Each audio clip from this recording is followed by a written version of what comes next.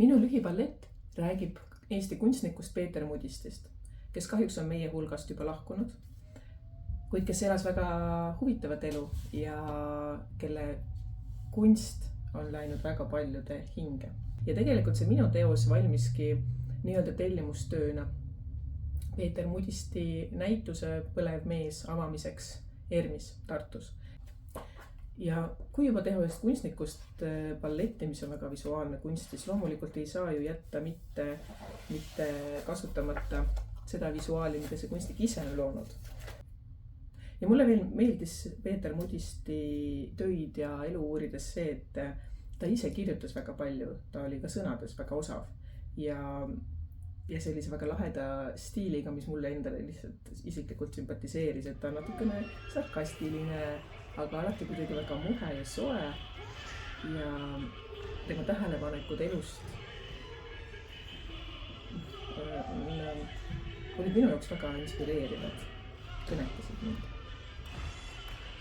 Ja selle lühiballeti loomisel me tegime tihedat koostööd Peetri enda lähedastega. Ja mis Peetri elu siis väga huvitavaks teeb lisaks sellele, et ta oli tõeline kunstniku natuur, on see kurb tõsiasi, et ta põdes Parkinsoni tõbe.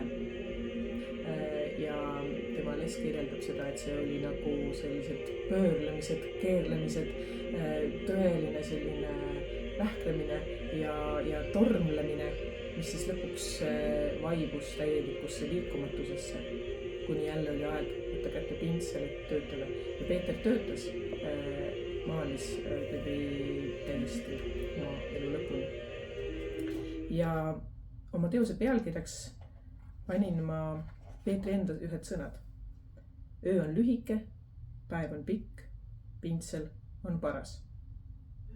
Sest mulle tundus, et see iseloomustab väga hästi just seda osa, et hoolimata haigusest ja kannatustest, mis see haigus talle kaasa tõi, oli ta võimeline ikkagi pintsli alati kätte võtma ja see oli nagu mingis mõttes see pelgupaik.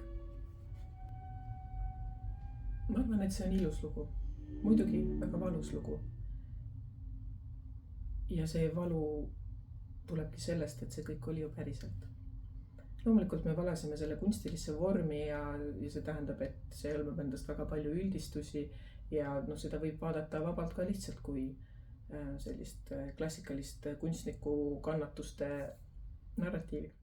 Minu lühiballetis tantsib Sergei Jupkin, kes kehastab Peeter Mudistit ja teise tegelasena olen laval mina ise kõikide naiste rollis, kui mul võib öelda. Ja tegelikult pintsel on ka.